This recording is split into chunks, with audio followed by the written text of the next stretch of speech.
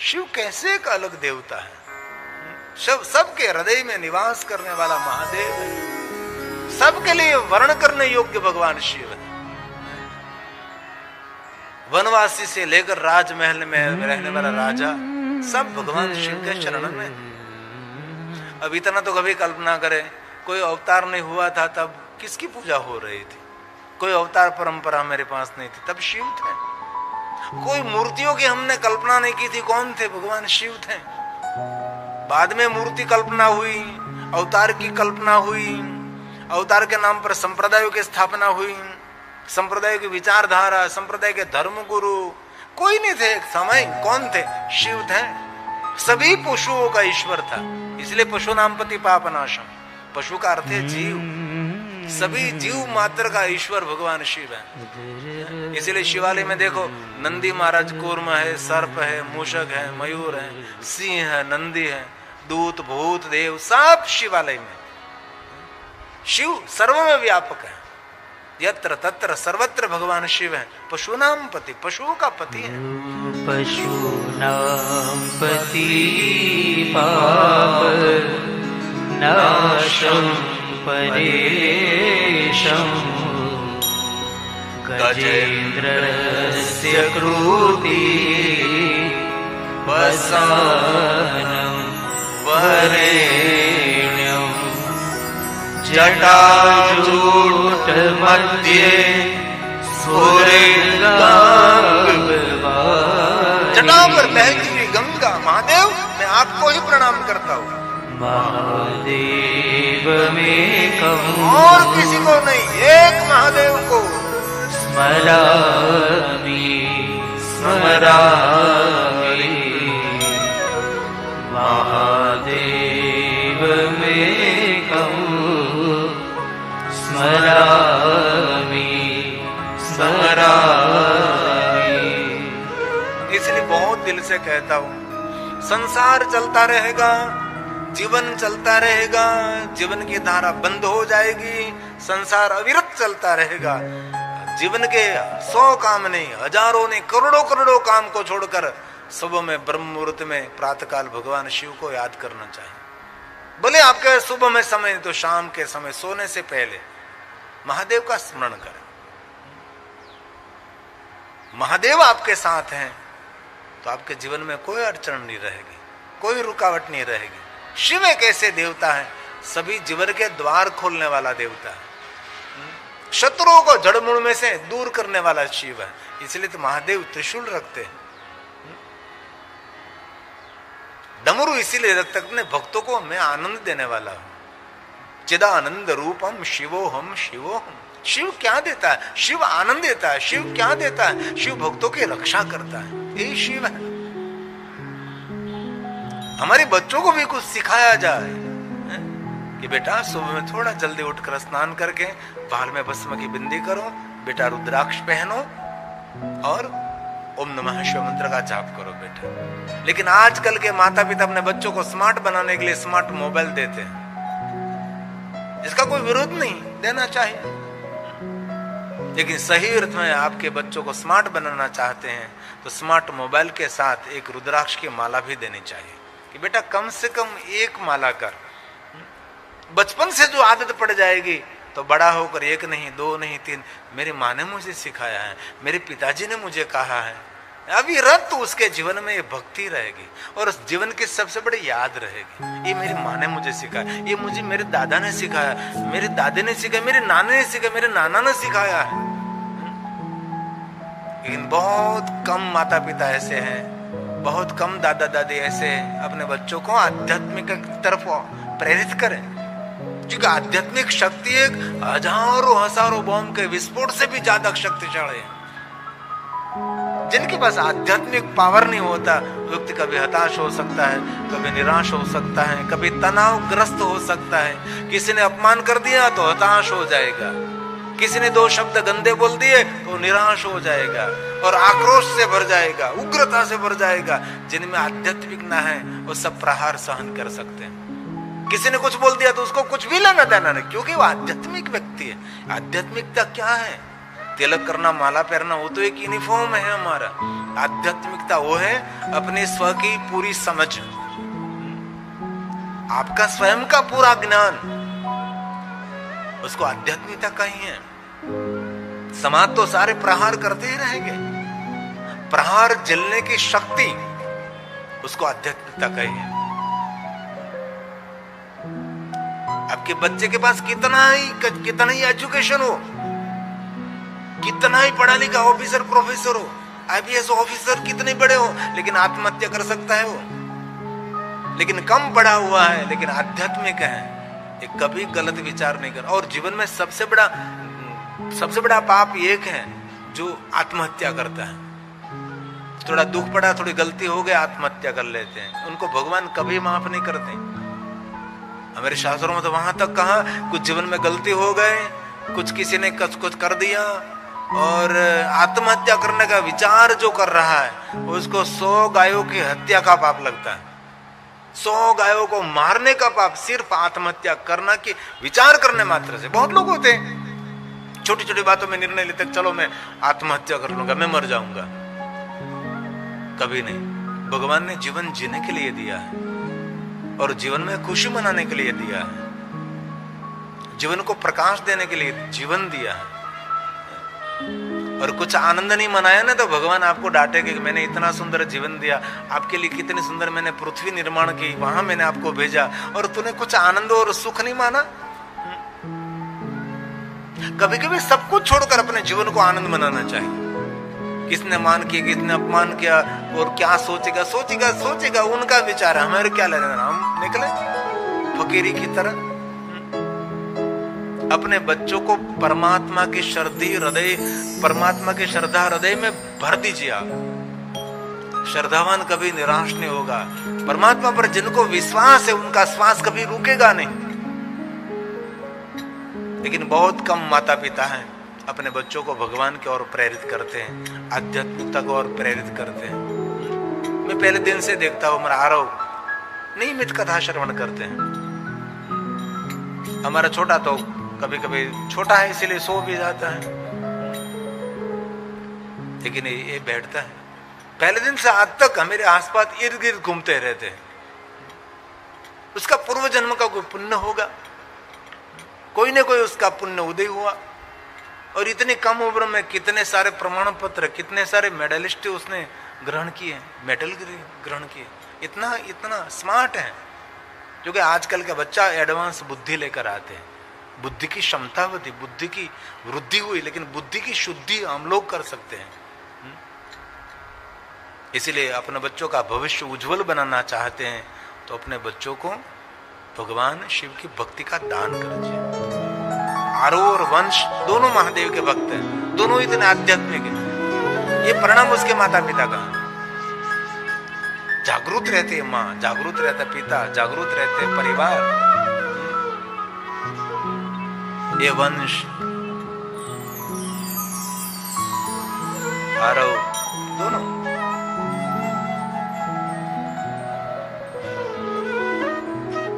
हमने महाकालेश्वर महादेव में कथा की थी। एक मंत्र हमारा छोटा सा महादेव का भक्त था, एक छोटा सा। अभी भी स्कूल जाते तो पहले महादेव को जलाभिषेक करते थे, जलाभिषेक करके महादेव स्कूल जाते हैं। अभी उसके माता पिता ने ऐसी आदत डाल दी उनको, सुबह में उठकर माला जप करते हैं, तिलक करते हैं। दुनिया में ऐसे बहुत सारे बच्चे हैं। धन संपत्ति वैभव ये हमारी मूडी नहीं, हमारी संपत्ति, सही संपत्ति हमारी संस्कार संपन्न हमारे बच्चे हैं, हमारी बच्ची हैं, हमारे बेटा। ये अब टेलीविजन में देखो मंत्र हैं,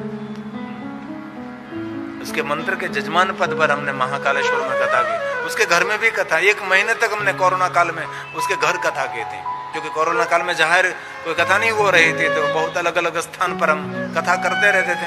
1 महीने तक पूरे कोरोना काल हमने कथा की। और आज मध्य प्रदेश एक परिवार आया था, बहुत सारे मिलकर आए थे लोग। वही कहते थे कि कोरोना काल में कथा सुनकर तब से निर्णय लिया था कि मेरे गांव में एक बार शिव महापुण्य कथा का आयोजन। बहुत लोग मिलकर आए थे आज, कथा सुनकर प्रेरित हुए कि हम भी कुछ करना चाहते हैं। और जिनको शिव भक्ति मिल गई ना, समझ लेना चाहिए उसको कुछ भी बाकी नहीं रहा। महादेव की भक्ति मिल गई दुनिया का वैभव मिल गया, दुनिया का सब कुछ उनको मिल गया। हे महादेव, इसलिए बच्चे का भविष्य उज्जवल बनाना चाहते हैं तो अपने बच्चे को महादेव की भक्ति का दान करिए। शिव भक्त में वीरता होती है, शिव भक्ति में जुनून होता है, शिव भक्त में एक विशेष करने का एक भाव रहता है। जितने जितने महादेव के भक्त मैंने देखे वो वीरता से भरा हुआ होता है, इसमें कुछ विशेष जुनून होता है, क्योंकि ये शिव में जो है ये भक्त में उतरेगा। इनमें वीरता का भाव, रुद्र का भाव इनमें होता है, इनमें वीरभद्र का भाव होता है, इसमें रुद्र का भाव होता है। इनमें गोपी भाव नहीं प्रकट होगा, नहीं, इनमें गोपी का भाव कभी नहीं होता। उसकी आंख, उसकी रहन सहन, उसकी खानी पीनी, उनकी बोलने की, रहने की जो अलग अदा होती है, शिव भक्तों में अलग होती है। और मैं गौरव करता हूँ आजकल युवा भाइयों बहनों में शिव भक्ति की वृद्धि हो रही है। महादेव के भक्त बहुत युवा हो रहे हैं। आज देखो, आज तुंगनाथ में ज्यादा युवान होते हैं, आज देखो केदारेश्वर में ज्यादा युवान भाई बहन रहते हैं, क्योंकि वीरता होती है, वीरभद्र भाव प्रकट होता है, भद्र भाव प्रकट होता है, और भद्र के साथ वीरभद्र का भाव प्रकट होता है। ये महादेव की भक्ति में अद्भुत शक्ति है। नाचने वाले नहीं, ये तांडव करने वाले होते हैं, दुख हरण करने वाले होते हैं। ये महादेव की भक्ति की एक अद्भुत महिमा है। आज सती दक्षपुत्री सती महादेव का आराधन कर, शिव जी को याद कर रही है, कठिन तपस्या कर रही है महादेव को मिलने के लिए। और कोई झुपड़े में रहने वाली नहीं थी, वो राज घराने में रहने, तो भी जंगल में जाकर तप कर रही है। हम लोग क्या जंगल में जाना चाहते हैं? हम तो घर में रहकर भगवान का आराधन करना चाहिए। कभी अनुष्ठान करे, कभी उपासना करे, विशेष प्रकार का कोई मुहूर्त, इस समय में कुछ अलग से भगवान महादेव की पूजा अर्चन करके भीतर आपको बहुत संतुष्टि होगी। आप तनाव के कभी शिकार नहीं बनोगे। आजकल दुनिया तनावग्रस्त हो रही है। आज मुख पर मुस्कुराहट नहीं है कहीं, आज कहीं फूल खिले हुए नहीं दिखाई देते। सब लोग अपने में कुछ न कुछ हताश, निराश, डिप्रेशन बढ़ रहा है, एंजाइटी बढ़ रही है। आपको पता नहीं इस देश के अंदर शरीर की दवा कम बिकती है, ज्यादातर मानसिक दवा बिकती है।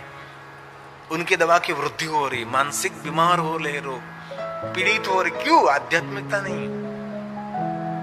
मानव जात को सुरक्षित रहना है ना धरती पर, तो हर मनुष्य को वृक्ष को सुरक्षित रखना पड़ेगा, वृक्ष लगाना चाहिए।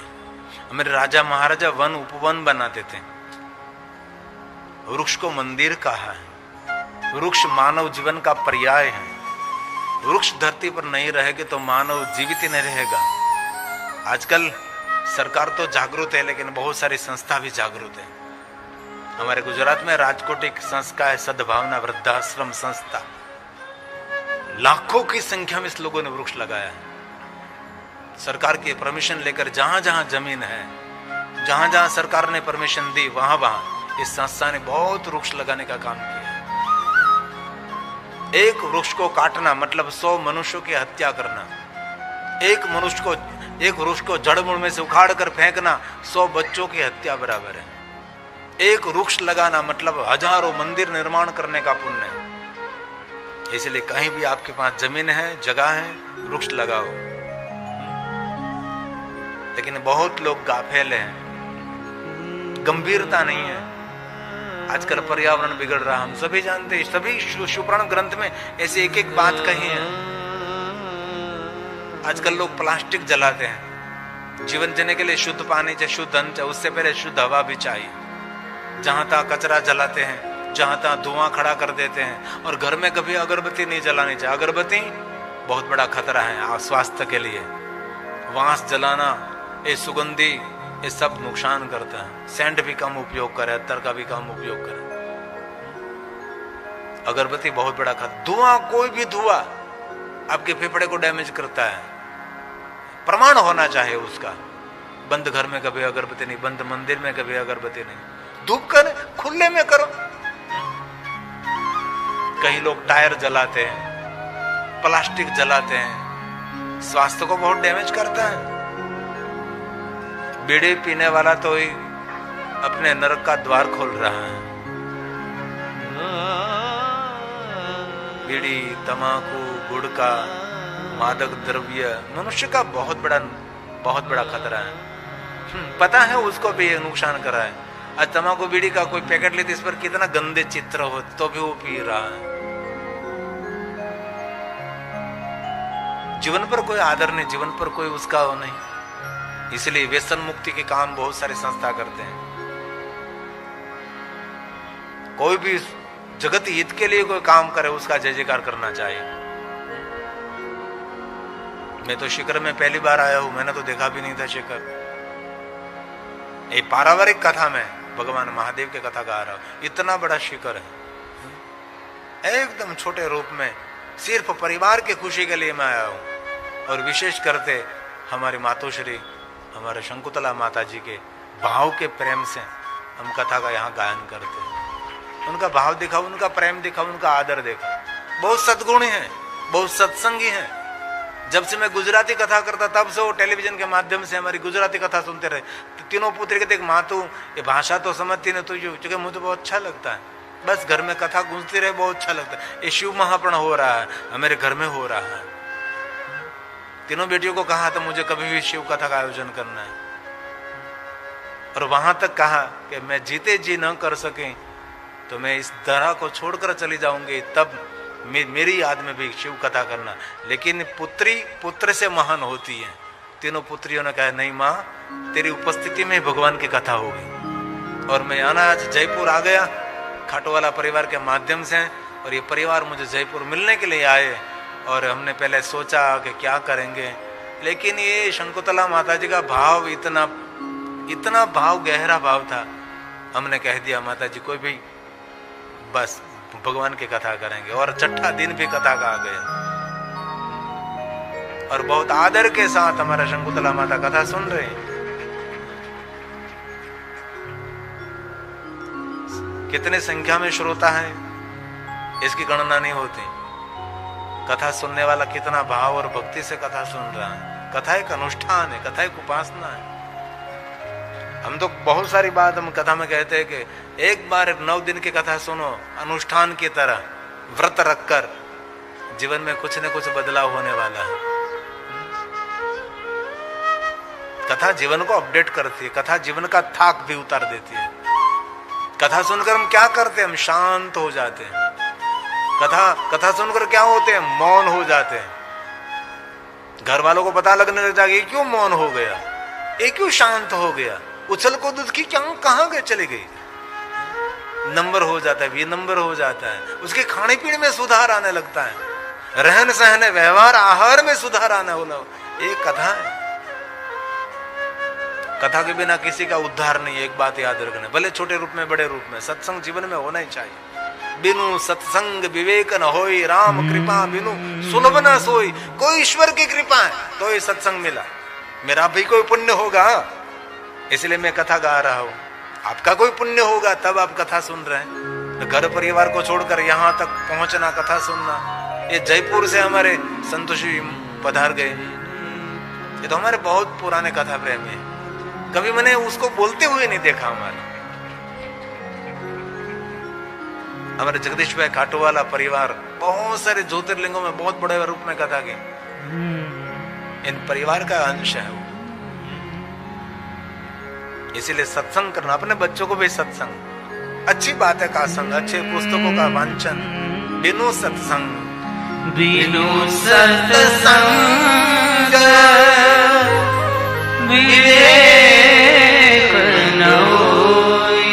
सत्संग के बिना किसी का उद्धार नहीं। लेकिन सही अर्थ में सत्संग होना चाहिए। जीवन को अपडेट करने वाला, जीवन को बदलने वाली बात होनी चाहिए, अपडेट करने वाली बात, मोटिवेशन होना चाहिए। परमात्मा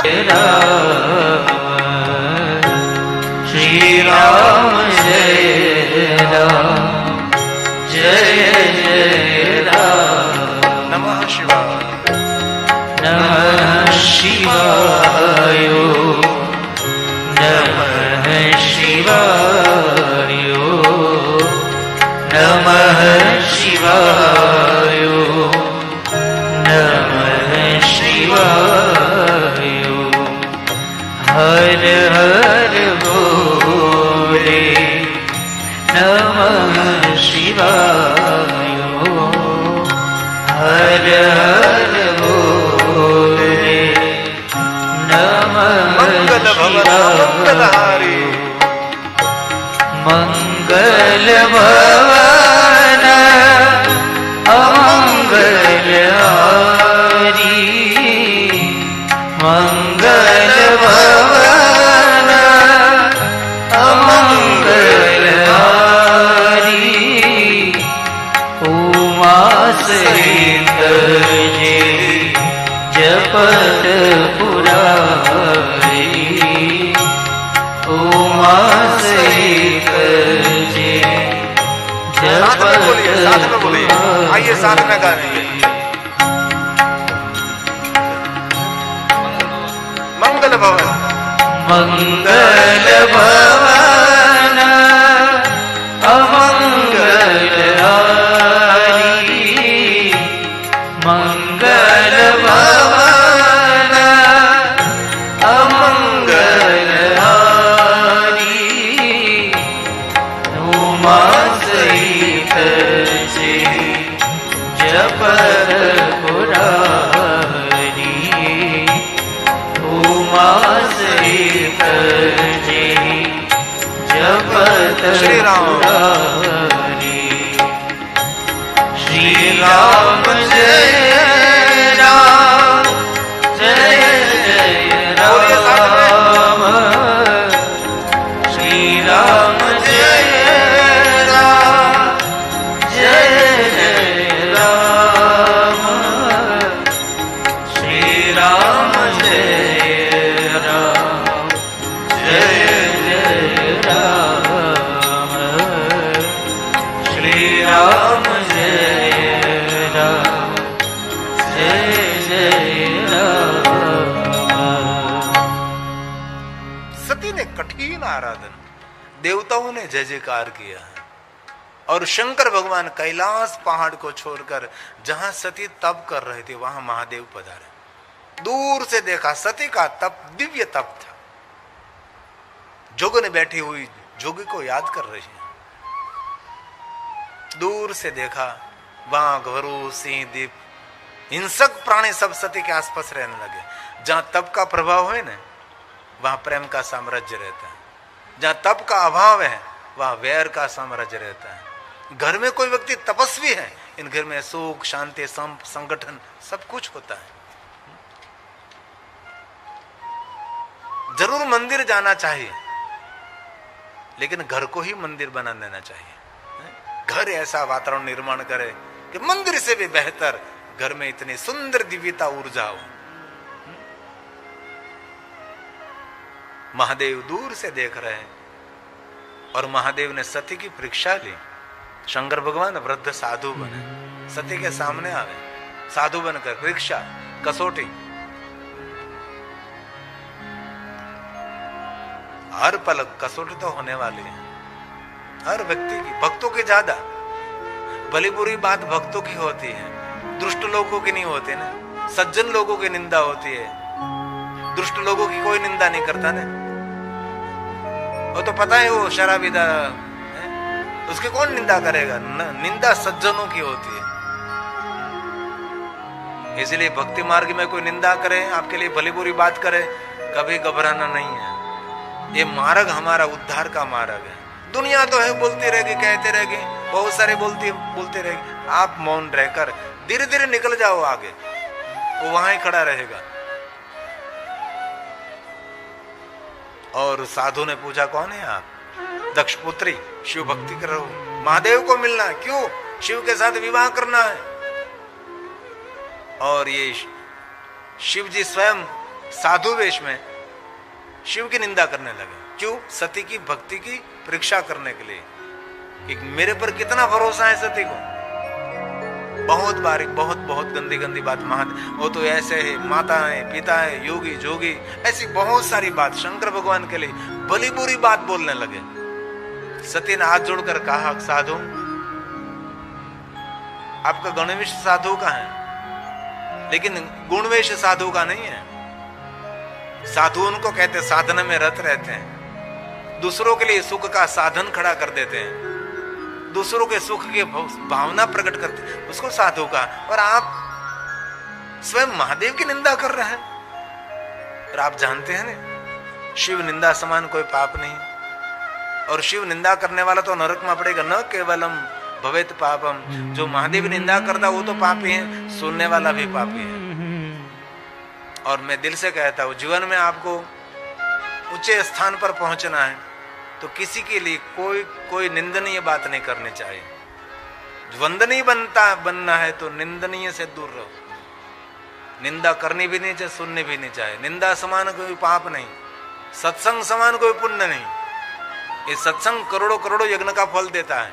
एक घड़ी आधी में पुण्याद अश्वमेघ सहस्त्राणी, करोड़ों करोड़ों यज्ञ का पुण्य ये सत्संग देता है, क्योंकि हम भगवान को याद कर रहे हैं। जीवन में कोई फरियाद नहीं रहेगी। इसलिए दृढ़ संकल्प करेंगे, हम कभी किसी की निंदा तो नहीं करेंगे, लेकिन कभी किसी की निंदा सुनेंगे भी नहीं। हमारे विचार में आनंद होना है, हमारे विचारों में ऊर्जा होनी चाहिए। और कभी नकारात्मक विचार नहीं करना चाहिए। दूसरों के लिए कभी नकारात्मक नहीं। दूसरों के लिए खराब सोचोगे तो हमारा खराब पहला शुरू हो जाता है। कर भला तो होगा भला। सती ने हाथ जोड़कर कहा, साधु निंदा नहीं करिए आप। तो अभी शिव जी की निंदा करने लगे, निरंतर निंदा निंदा निंदा। सती ने बार बार कहा कि मैं महादेव की भक्त हूं, जन्म कोटि लगी रगर हमारी, बंदौ शंभु न तरहु कुमारी। मैंने दृढ़ निर्णय लिया है कि विवाह करूंगी तो महादेव के साथ, वरना कुमारी रहूंगी। लेकिन शिव के बिना मैं किसी का विचार नहीं करूंगी। दृढ़ संकल्प दिखा, दृढ़ भक्ति दिखाई।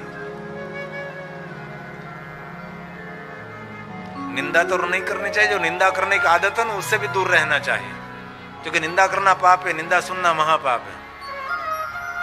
निंदा किसको कहते हैं? किसी के अनुपस्थिति में उसके छिद्र खोलना, उसकी गंदी गंदी बातें करना, उसको निंदा कही जाती है ना।